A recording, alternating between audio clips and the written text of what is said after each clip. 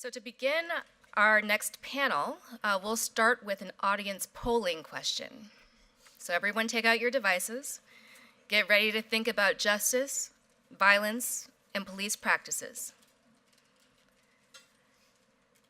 Already, there are answers on the poll. The question is, can you imagine a world without police? Can you imagine a world without police?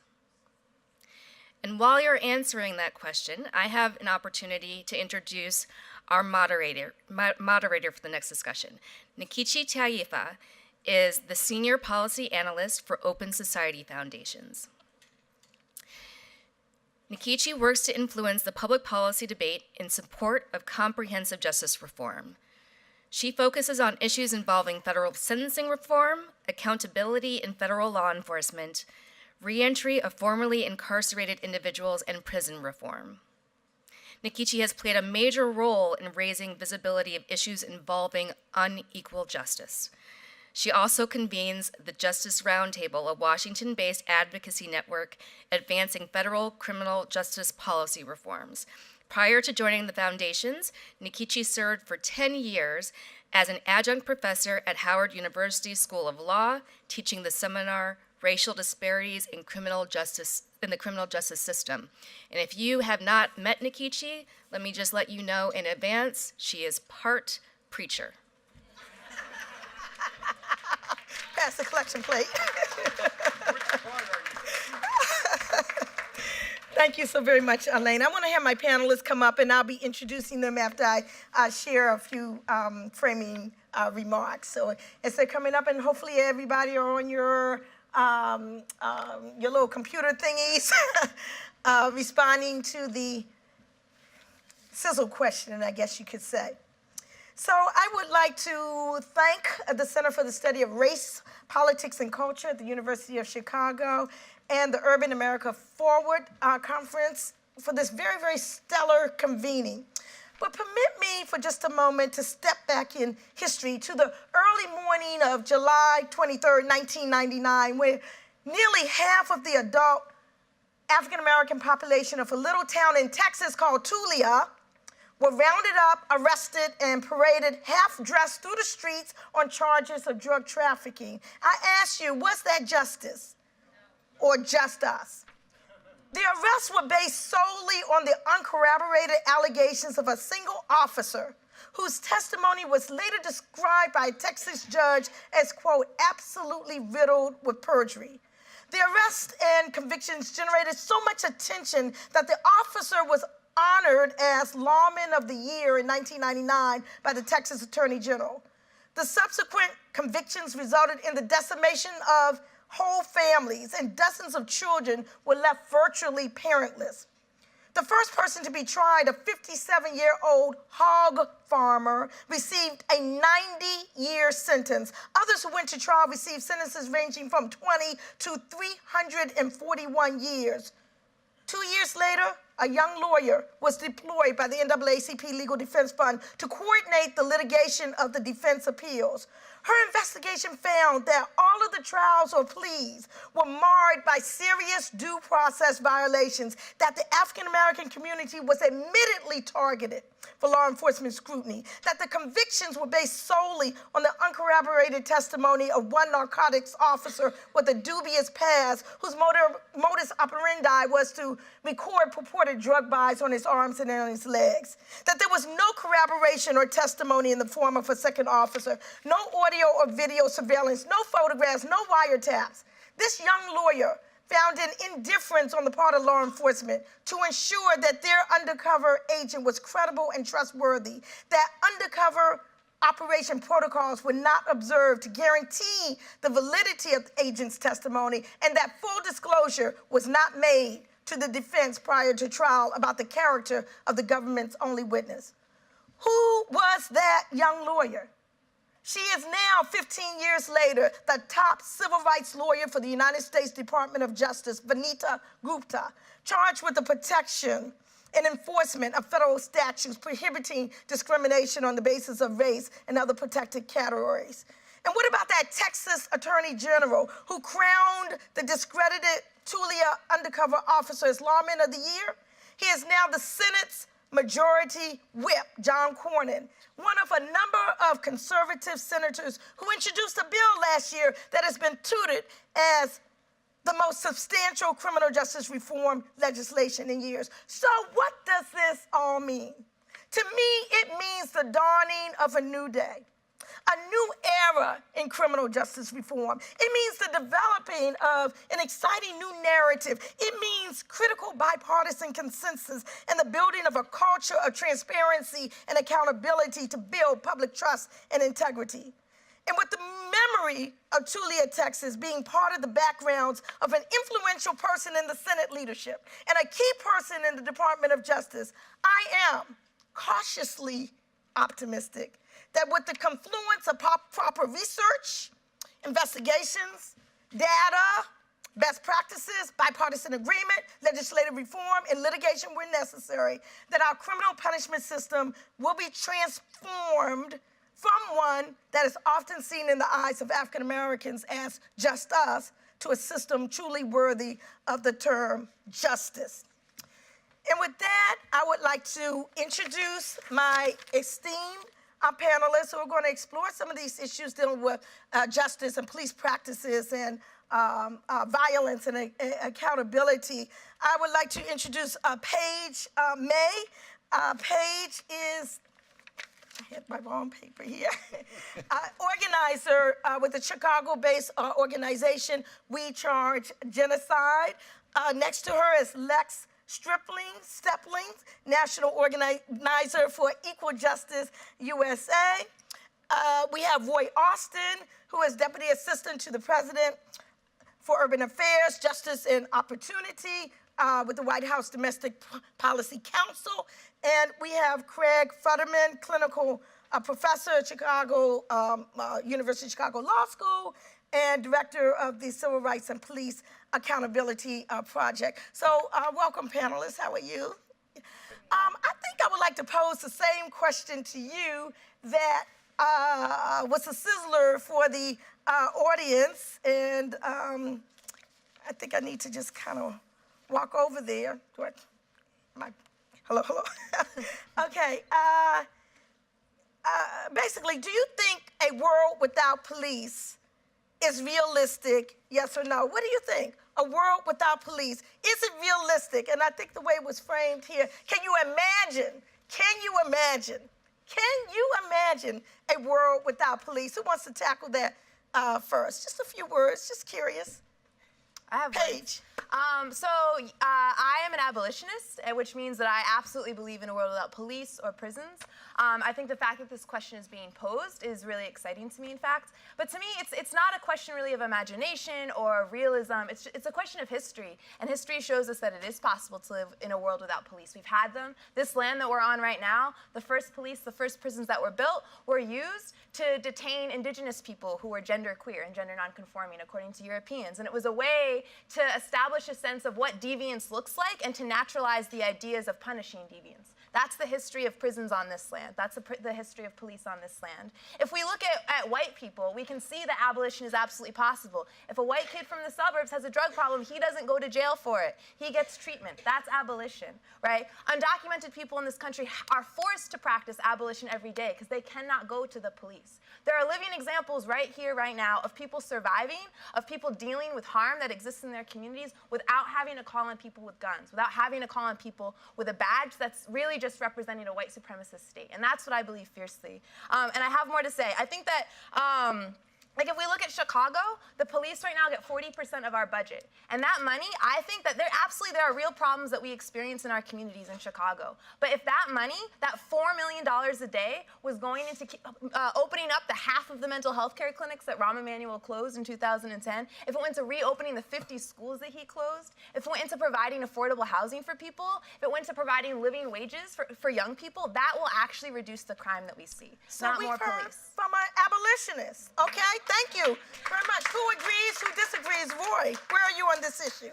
So I have to strongly disagree, just because of the world that I have seen, very sadly, is a world in which we simply cannot have a world without the police. Now, that doesn't mean that we don't want better police and more fair policing, but a world without police, to me, is just not even possible. And so let's talk about, I investigated hate crimes. I needed police officers there to help me to conduct those investigations. I investigated and prosecuted police misconduct. It was police officers who were by my side when I was doing that. I was doing domestic violence cases. I was doing sexual abuse cases. I was doing homicide cases. I needed police officers for all of those cases. You know, it would be great if we lived in a world where everybody got along, where no one was shooting each other, no one was sexually abusing anyone, where none of that was happening. But that's not the world that we live in. And over and over again, I have found police officers who were excellent, who were doing their jobs for the right reason, who understood the importance of protecting and serving. Now, do we need to really reform our system? Absolutely. We need to figure out how we're spending our money. We need to make sure we're dealing better with young people. But getting rid of police is absolutely, it's just not a realistic answer. Okay, well, Roy, we have our audience poll kind of split a little bit, tending towards the yes, that they can't imagine a world without police. 52%, 51%, it kind of goes back and forth. No, 49%. Lex, Craig, where do you fall within this spectrum? I think often the conversation about a world without police gets conflated with the conversation about a world without systems of accountability and safety. Oftentimes, police represent a force of violence and intimidation in certain communities that is very absent of accountability.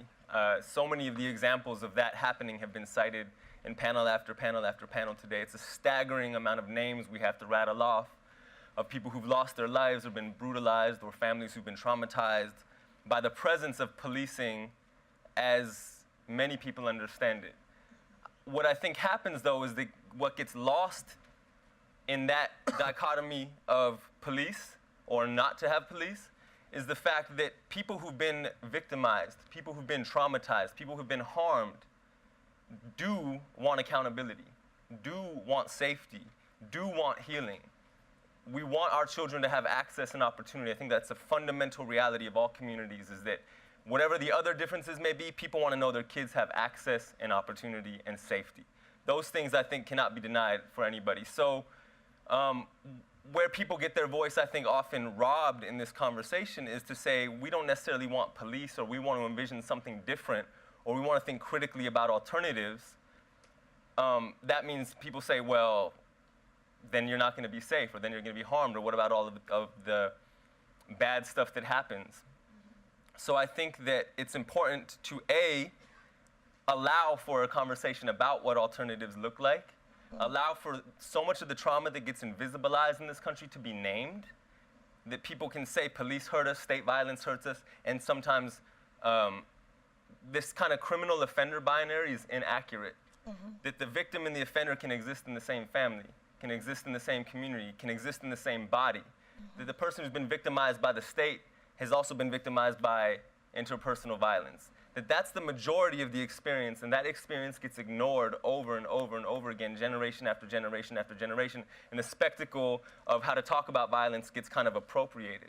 So all of this to say, I think that I hope we can open up opportunities to talk about what accountability could look like, and B, that when we talk about reform, reform is not possible without at least an abolitionist analysis being fundamentally contained in that effort for reform. Because if we are seeking reform as our goal, at best we get compromised reform. If we're seeking fundamental change, at worst we get reform. I'm sorry, let me just ask a quick question though. Why do we have to start at an extreme to get to a reasonable answer? Why do we have to, it is not a serious conversation to talk about abolition of law enforcement. I mean, we could talk about everything from white-collar offenses to violent offenses. We do not live in a society where people are always going to be honest and fair and nonviolent. So why don't we move that conversation to a middle where we can talk about fairness and justice, but realize that we can't just get rid of law enforcement. I'm going to put a peg just for this moment and hear Yeah, what sure. Craig's response is Sorry, going sorry. to be. But I think that was a great question that you raised. I know where I stand on that, but I'm not on the panel. So go on, Craig. That's not what it sounded like when you started. Legislation, if you start with the least common denominator. Okay, but that's me. Go on. Professor. Sure. Freeman. I mean, at an early roundtable here, there was a sister from Los Angeles, and I remember she asked us all to close our eyes and to imagine what safety looks and feels like. And as I closed my eyes, I didn't see police. They weren't a part of that safe space, at least not for me. Because when I then opened my eyes, I still see a world with police brutality and unchecked abuse in black and brown communities. I see people who I love who are being hurt. I see hundreds of black people who are dying at the hands of police, and I see entire families and communities torn apart as thousands of black and brown folk are unnecessarily locked up and locked out of opportunity. That said, and I have the greatest respect, Paige, who she knows I love her, and Lex, who I've just met, and for the reality of their experience. But it also may be a failure of my own imagination, but when I close my eyes, I also do have a difficulty imagining a safe world without police too. And some of this is for what Roy says too, because not as long as we live in a world with human beings, and we human beings are capable of the greatest acts of loving kindness, but we're also capable of extreme cruelty. I've seen we can be cruel, evil, loving, and kind, and I've seen failed states. And I've seen failed states where the powerful and brutal prey on the most vulnerable among us. And so I love opening the conversation and thinking about alternatives and community-based safety models, looking out for our fellow neighbors. But I also, here's the one point that I think is different. I'm not ready to let the state off the hook either. I believe that we have the right to expect that when we call for help, the help's gonna come.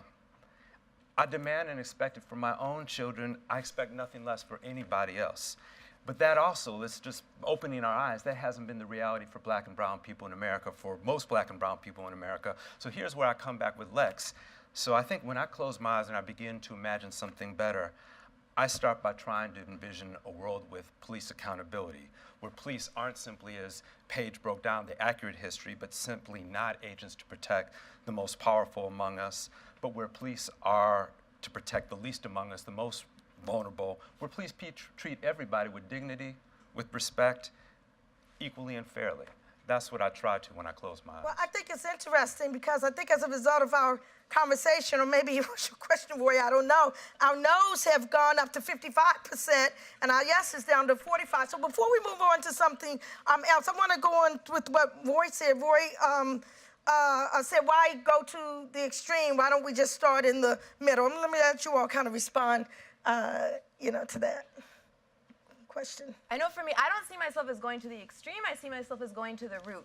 And if we want to actually be free, if we want to actually be able to live and thrive in this world, we have to understand, we have to be able to be honest about what violence looks like. And if you aren't including police in that, and if you aren't understanding that police have always been violent to black and brown people, then you're not actually solving anything. If the one thing I ask, maybe you don't get down with abolition, but do not use the phrase restore relationships between the community and the police. There's nothing to restore there, right? And that I think that what Lex was saying about that we need to divorce this idea of police as offering justice or accountability, because that's not why we have them, and that's not what their job is. And I have been arrested several times now for my activism, and when I talk to police officers while I'm in jail, they talk to me freely about how they don't feel like their job is effective. They don't feel like what they're doing is helping the community. They wish that instead of bringing them to a cage, they could bring them to a drug treatment healthcare center. They wish that they could bring them to a mental health care provider. They wish they could bring them to a better school. When I talk to police, even they admit that we don't need guns to deal with the problems that they are seeing day to day in these communities. And when I talk to my people, they for sure don't want more police, right? If they say they want more police, it's because they say we need police that actually do their job, because they see this overwhelming occupation of police in their hoods,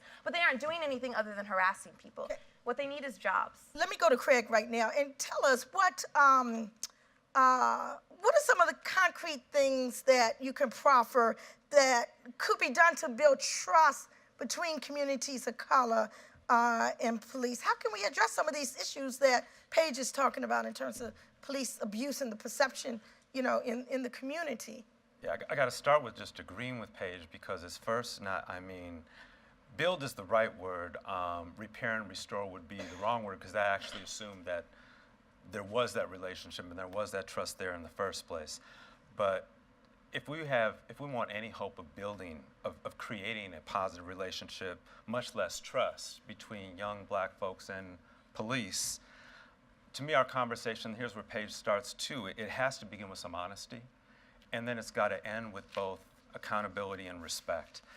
And I mean, the most important thing, and this is where I think Paige is starting, and so when I think about this with our kids too, is being honest with our kids. We simply can't earn anybody's trust unless you're going to be honest with people. And that means, if we're talking about police departments, that means, honesty means when something goes down, if a police officer shoots somebody, is accused of brutality, share information. Don't hide, don't lie, be honest with people, let people know what's going on. If there's video, release it within 24 to 48 hours. That's what the most effective law enforcement agencies are doing. Acknowledge our kids' realities. And acknowledging the reality of young black folks means passing a law that not just encourages, but actually requires every police department to collect and report standardized data, standardized information about encounters between individuals and police shootings, citizen police encounters, citizen complaints, street and traffic stops. It means, honesty means we share the truth about who's being searched, who's being stopped, who's being killed by police. I mean, it's beyond shameful that in this nation, we don't even keep reliable information when people are shot and killed by police. It means, as I know Paige would say, acknowledging our own racism and having honest conversations about why it is that police stop, search, kill, arrest so many more black folks than white folks, because everything else feels like a lie unless we're going to admit that stuff. Last two things, and I'll be quick, is then after honesty, it means we got to hold police officers accountable when they abuse their power to hurt people. If there's going to be any trust, our children have to see that we don't protect abusive police, but we instead stand behind the real police, people who Roy's talked about too, who he's met, and I've met him too. Paige has even seen him in the back, the thousands of good officers who serve us with honor. Finally, the last thing that I'd say, and I'm thinking, and I saw my friend Paul Butler here, and it's repeating something he said, but in my voice, maybe the annoying kid that I am, it's just quit it. I mean, just quit it. Stop harassing, brutalizing, killing so many damn black people. Minimize the negative encounters that there are between black kids and police and improve the ones that actually have to occur. Treat everybody with basic dignity, basic respect. While that sounds really simple, that really requires a fundamental change in mindset. Most police departments still train their officers, all their recruits, in a military model designed to prepare officers for combat. So we need to stop looking and stop training our officers to look at every young black kid like he or she is a potential enemy or threat, and instead train our police to see our kids as just that, our kids, our children. All right, our kids, thank you. So, Okay. yeah, I mean, I just want to note though, the police are no different than all of our institutions. Okay, the same bias, intentional or implicit, that we're seeing in policing on occasion is what we see in the schools, is what we see in employment, is what we see other places. But there is obviously a different power dynamic when you have somebody who has a gun and has the ability to take away someone's liberty.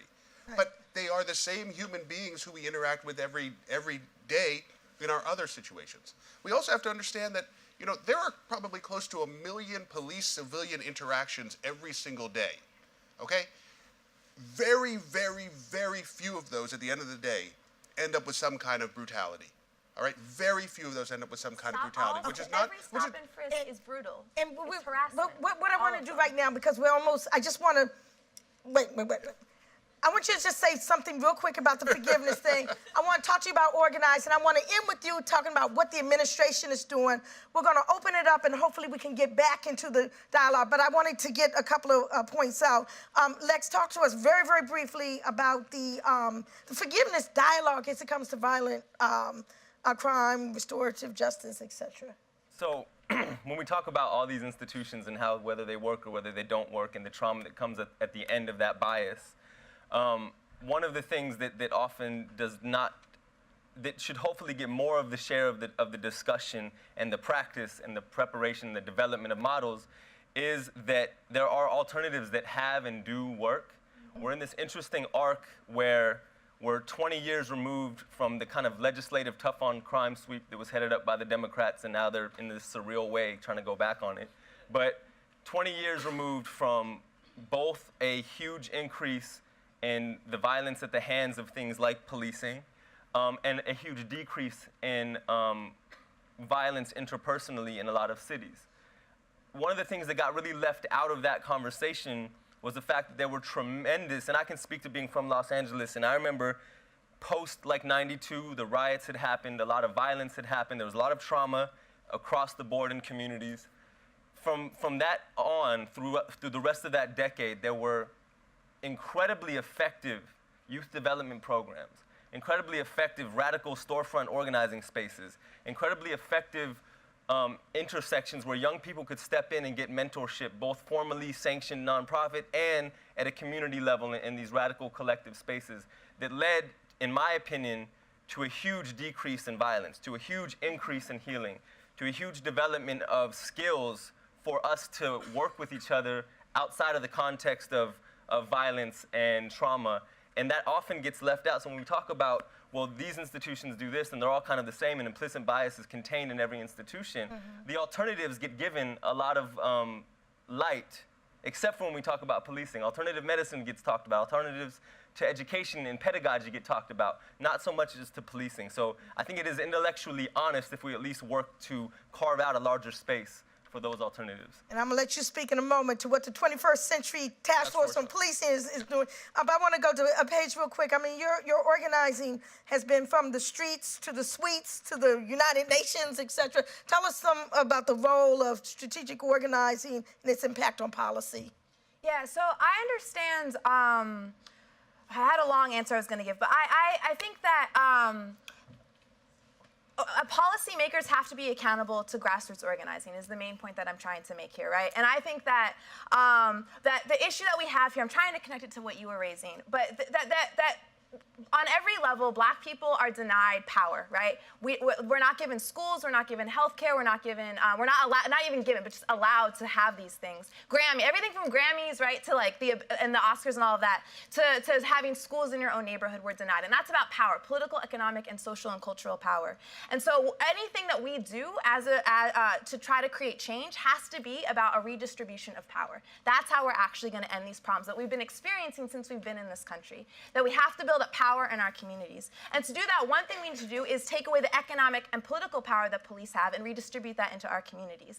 And so organizing, good organizing, brings people together, builds up a wide base around a shared problem, a problem of disempowerment, a problem of a lack of Black power. It makes demands on the state, and then it builds and demonstrates that collective power to realize those demands. That's what MLK was doing. MLK was not an advocate. He was not a policymaker. He was an organizer, and he organized people through civil disobedience. He went to jail 30 times. He was not popular. 24% of white Americans agreed with him. The rest thought he should go to jail. Only, what was it, like 54, I have the exact number, 45% of Black Americans agreed with what MLK was doing. These are not going to be mainstream popular ideas. They will challenge the status quo. They will challenge power, and they will make policymakers very, very uncomfortable. The reality is that policy is driven by what is happening on the ground, and it is way behind what we are doing. And the fact that this question, can you imagine what about police is being asked? Angela Davis was saying this in the 1970s. This is not a new idea, right? But only now, because of the movement, are policymakers even thinking this question.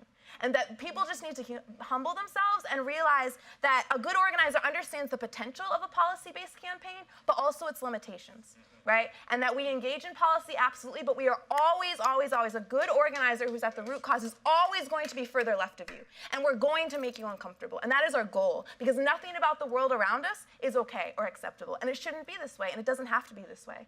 And it's up to us to make sure that you all understand that.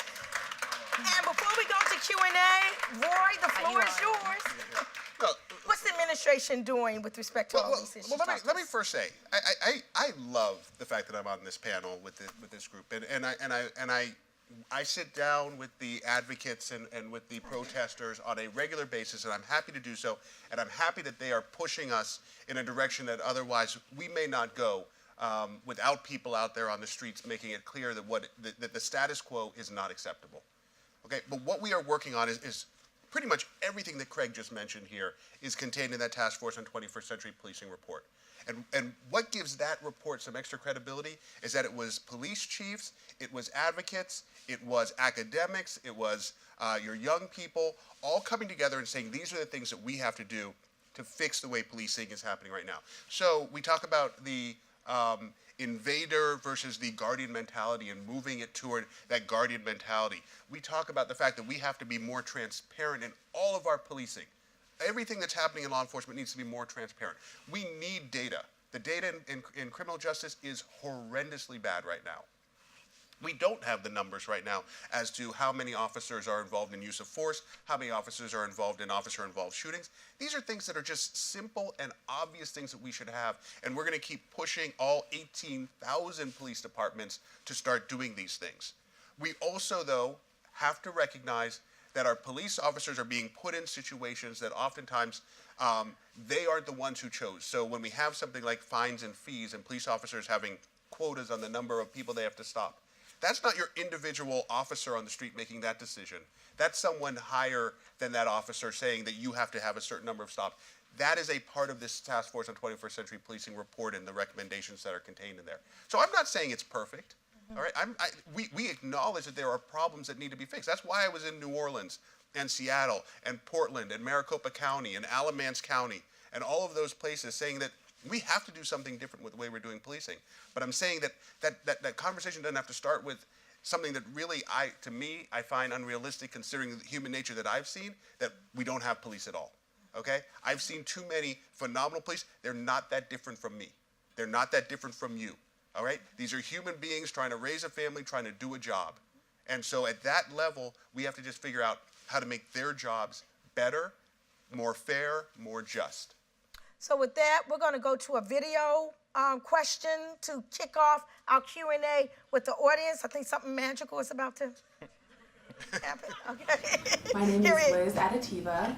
I'm a third-year political science major, and my question is, how do we begin to transform policing from an oppressive, revenue-driven approach to one that actually works in the best interest of minority communities?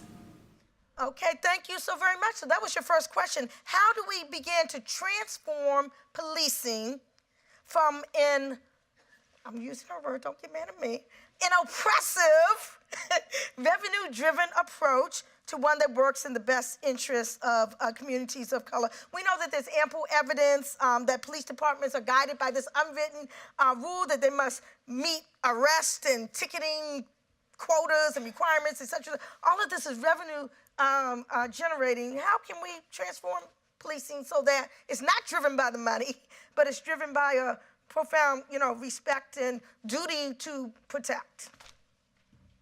Anybody? Professor? I'll start.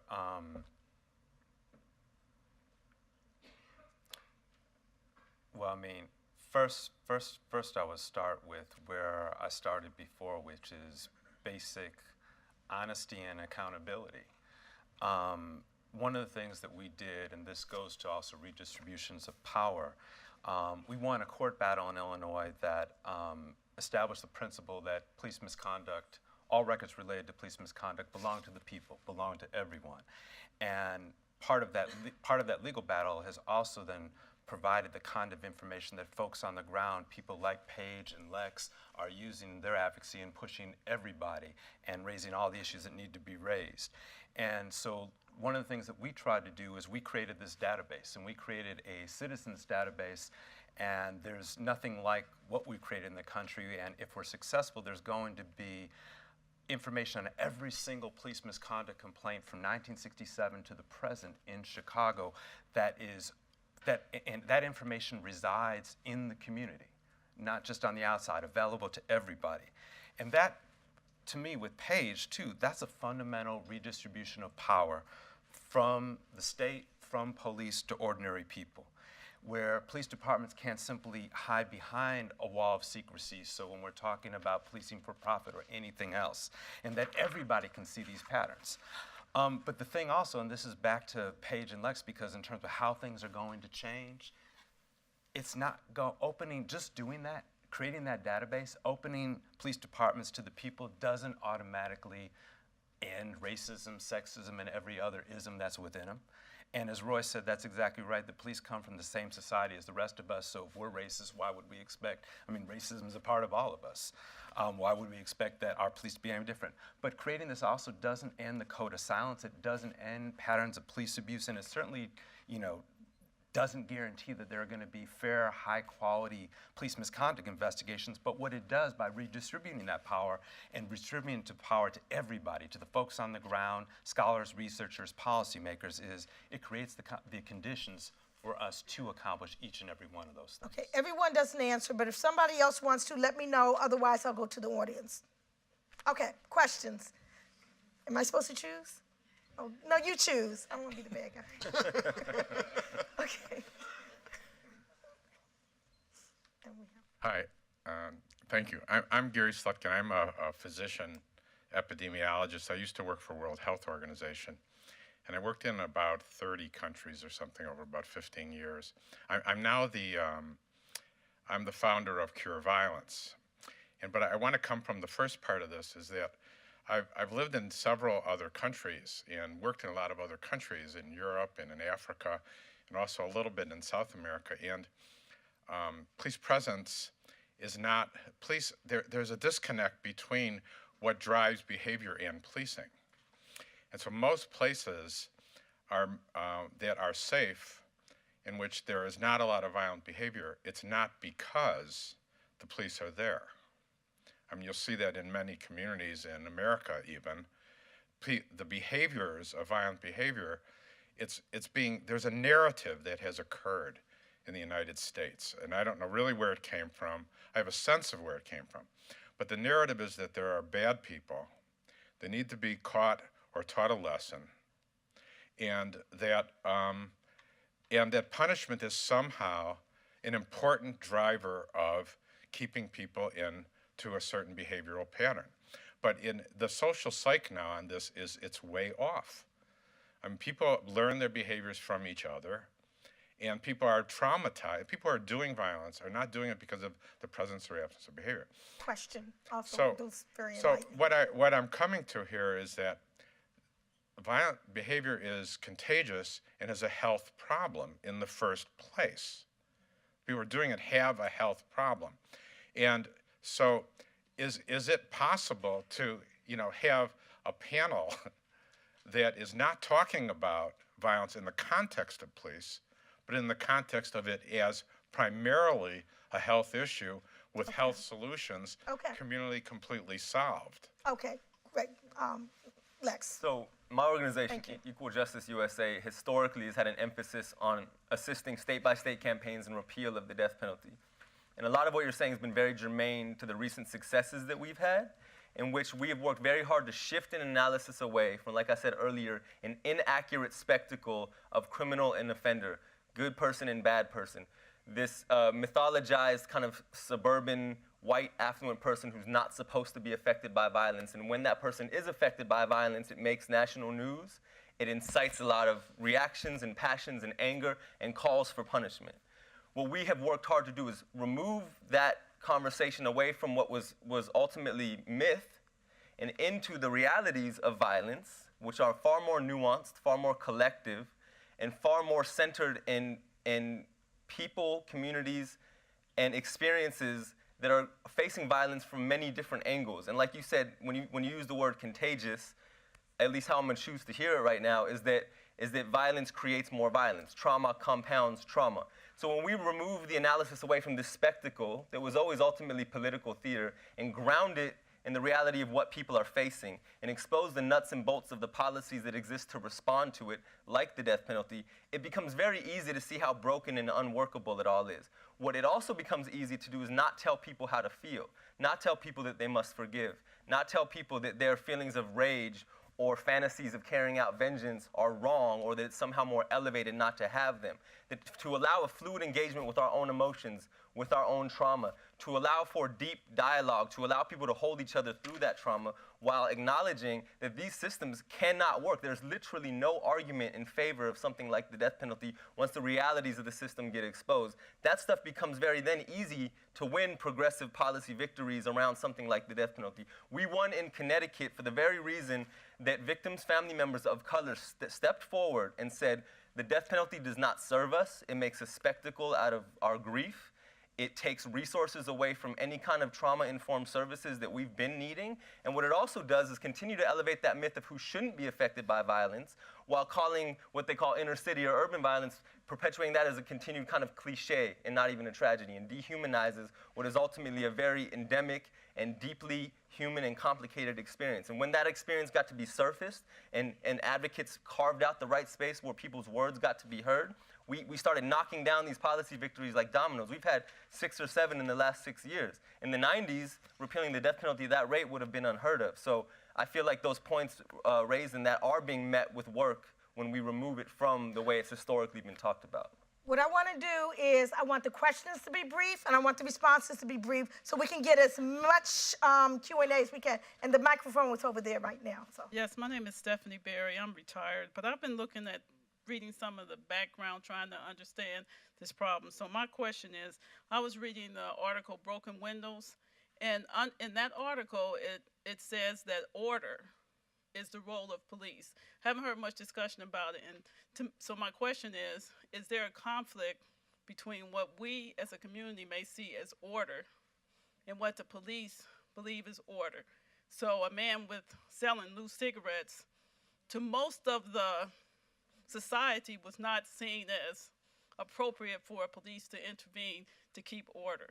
So I'm just wondering if we've reached that point where we're in such a conflict on what we see as order that we really need to reassess police's role in that in keeping order. Okay, panelists, order. I would just say, I think what is incredibly important is that however we define order, that it be applied equally across all races, genders, socioeconomic statuses. Because, you look at something that like happened in Ferguson, okay? The only people, or 90% of the people who were being stopped for jaywalking were black, okay? I don't think that I have a greater propensity to jaywalk than anyone else because of the color of my skin, okay? You look at some of the low-level drug offenses that are that the police end up arresting people for. And the vast majority of those people happen to be black, even though the statistics show that use is the same regardless of race or color. So when we are deciding what order looks like and what we're going to call a criminal offense and a civil offense and an infraction, we have to make sure that we know that it is going to be enforced equally across all of these different demographics.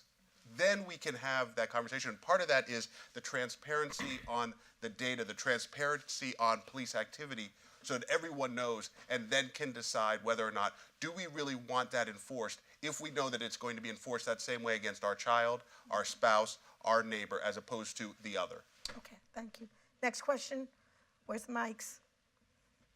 Okay, over there somewhere. Okay. I would like to echo some of the points that have been made here by the panelists. I want to bring to attention that Joseph Weekley, the officer responsible for the death of 70-year-old Ayanna Jones just this week in Detroit, has been appointed to the chair of the Race and Equity Committee.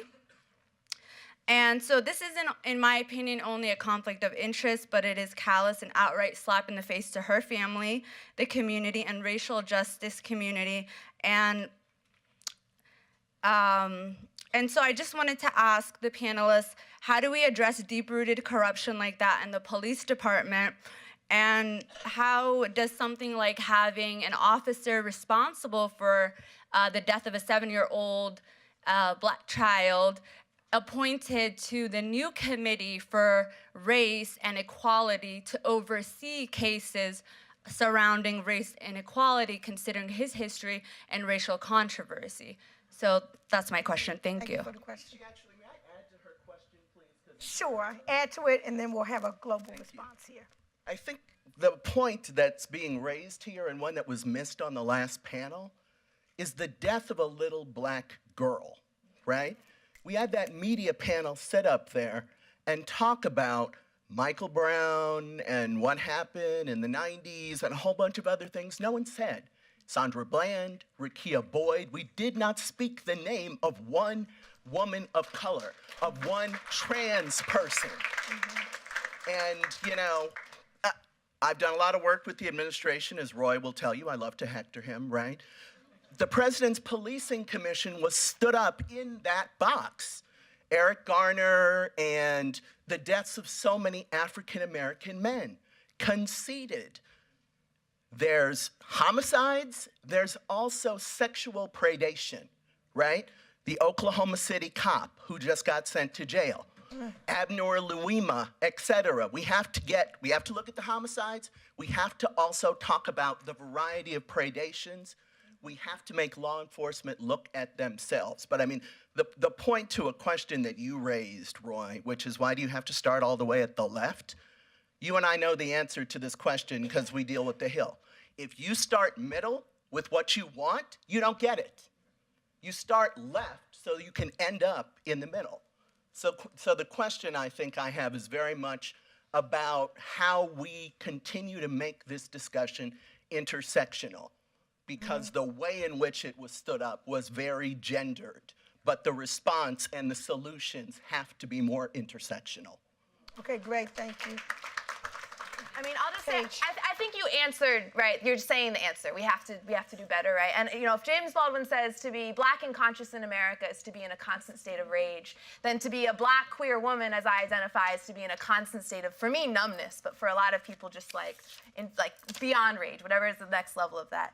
Our names are not lifted up. Our struggle is not recognized. Our work is not recognized. I absolutely. And I think that what this gets at is my problem is not actually with police officers, right? And I use this little trope. I come from a family of cops, right? My problem is with policing. And it's not just people with badges that police each other. Who calls the police on the young black people on the corner? The young white gentrifiers who are trying to move in, right? There is just as much a part of the problem. And what I'm trying to say, like, I sit here and suggest that a 400-year-old institution that has lynched more black people this year than in the height of lynching, right, we should question its legitimacy. We should question its necessity. We should question its inevitability. That makes me radical and extreme and an idealist. But the person who's sitting here looking at 400 years of evidence that this does not work, this does not keep us safe, particularly black people, particularly black queer people, particularly black trans people, particularly black women, that is seen as realistic. How is that the realist? Like, what? That's insane to me. I think that's literally the definition of a psychopath. Like, what on earth? It's 400 years of this. It's not working. So for me, we have to move from a system of justice that uses policing to ask the questions, who did it and how do we punish them? And it's always easy to blame a black person, to a system of justice that says, who was harmed? How do we help them? Right? And how do we make sure this never happens again? And as long as we're asking those questions, I don't believe in monsters. But I get it. What are we going to do with the rapists? What are we going to do with the murders, the people who are children? I don't know all the answers. But we have people that have lived without police that we can study, that we can ask those questions of. And as long as we're moving towards answers to those questions, I'm okay. Maybe we will have 5 jails that lock up those people. Maybe. All right? I will be happy in that world that has 1,000 people in jail. We do not have police, though, because of rapists. That's not why we have the police. We do not have police because of murders or because of people who are children. That is not what they are. They are going and arresting black Chicagoans for weed. That's what they do in Chicago. We don't need that. That's not protecting anyone. And you're a fool. Okay. You're the extremist if you think that's helpful. I saw 2 questions, one there and one here, but since the mic is here, you go here and wherever the mic is. And, oh, did you have one over there? Go. Yes. Go? Okay. Yeah. I'm Reverend Alvin Herring with Pico National Network, and a head nod to all the organizers. I'm an organizer. I remember a time, I'll keep this really brief. I'm a child of the 70s, and I remember a time there was an active conversation about the possible demise of prisons. Yeah. And that was a legitimate conversation held in very high places with lots of data, and that data included tens of thousands of treatment beds and opportunities for folks to have mental health and other kinds of care and treatment, and a lower number of prison beds. Having said that, one of the things that I think is interesting about this conversation, question for you, and I wonder if this is true along a generational divide. My experience in Ferguson, Baltimore, Oakland is teaching me in my conversation with young people that when young people talk about the police, y'all ain't just talking about the folks with the blue shirts on. Y'all talking about a whole system that has a historical context that is the weight of which can be analyzed and assessed against centuries and generations of abuse, murder, lynching, rape, and the denial of human dignity. So my question is there a generational challenge here as we talk about police? And what will need to happen in the conversation about policing that might really open up all the creative energy that we need to bring to this issue? Okay, generational issue, etc. What? And let's keep it brief because we have one more and then we have to close. I've been given the notice. That analysis that brings the system into question, I believe is fundamental. If we couch things in, well, there's some good cops and there's some good this. And I actually think that I have met very few organizers who don't believe in the inherent goodness of people. And I don't know if it needs to be internalized when we call out a broken institution or a violent institution or an ineffective institution, that means we're saying the individuals who make it up are somehow rotten or evil or these kinds of spectrums of decency. I don't know if that's even useful. I don't know if that's honest. I think that, like when I'm using an example of the issue I predominantly work on, which is the death penalty, when the death penalty is polled in a vacuum, what comes up is people imagine the horrors of violent crime and want to feel a sense of justice and retribution. When it's polled and the realities of how the system is in play, from arrests to trials to public defenders' offices to ratios around class and race and so on and so forth, when those realities are portrayed, or at least a sliver of that is included in the question, the polling looks much different. So I actually am just co-signing that when you say it's generational, I'm almost flattered to think that it's being elevated now, but I would hope that that question was always put forth, that when the systemic realities are brought and called into question, that makes for a much healthier level of engagement. I guess you two are on the other side of the generational. Well, see, that's not right. Not right, because he's 50. I'm not. Okay. Okay. I just want to make that clear. No, but it is true. It's absolutely generational. I got that ARP notice. Outed me. I mean, it's absolutely generational, and it is, you know, the things that I would have done and said when I was younger. I'm not doing and saying it at this point in my life, which does not in any way delegitimize what is being said by those who are younger. And actually what I just have to do is I have to understand it, that I have to do what is possible, because that is the world that they see, and we have to make that world right. The world that they're experiencing, the world that they're seeing, the world that they're living in, we have to make sure that we are hearing across those generations and not ignoring it and say, well, they're young so they don't understand it. You can't do that. And so, look, we just had a roundtable. The president just brought together the young activists and people like C.T. Vivian. Our people declined it, and she's in her 30s. She's older than me. And she said, and the other people said, and there are other people in the same movement, same age, who said, you know what, it's better to be at the table and at least raise those things and not hold back and speak truth to power right in front of power. Okay, I promise there's one last question here. Stand up, raise your question, and you all can give your final real quick because we have like 1 minute. Sure thing. My question is about police misconduct. Whenever we talk about police misconduct, you know, the response is always that most cops are good, and they are. If we assume that 98% of cops are great, there's something like 1.2 million officers or something like that in the U.S. That means 24,000 of them are not that great. So how do we shift the conversation to focus on, let's say, that 20,000 cops and the damage that they can do if you have a bad cop in neighborhoods, as opposed to focusing on the 98%? Okay, and this is our time. This is it. So one statement each in response, or however you want to close it out. I want to do a different response. I'll do real quick to this, though. I mean, so you're exactly right. So one of the things that, so we make all these data now available to everybody, and what we see is exactly what you said, is that actually in Chicago, even in Chicago, given our reputation, more than half of the police officers in Chicago have never gotten a complaint in their entire careers. 80% have 4 or fewer in their entire careers. What the data also show, they paint a complete portrait of what police impunity looks like. And so the smaller percent, which is no small number, and you can just add up 4 officers. I mean, 4 officers who are arresting 100, 200 people a year to 2 years in Chicago. Think about how much damage that does, how much damage to families, to entire communities. And we need to move it down. Well, let me say, just finish up. They're not going to let me moderate again if I don't adhere to the rules. I promise. I really wanted to get to the young reverend's question about what will it take for things to change. Because as a younger lawyer, I was really struck by I used to be Boys in the Hood, and Ice Cube, who played that one part, I forgot his name. Doughboy. And what he said? And he said either they don't know or they don't show what's going on in the hood. And so what it takes for things to change. So I mean, because of the work of folk like Paige and Lex and many of the young folk activating around the nation, the curtain's up. We all know. There's no excuse that we know. And we also know what we need to do. And I think Roy and the President's Commission, there's some great stuff in there, really great and powerful things. And yeah, I would keep, as everyone in this room, I would push them further. But young black folk have led us to this moment. The question is, are we going to care about it? And that's what needs to happen for things to change. Are we going to fundamentally care about the quote-unquote others? Great. Roy.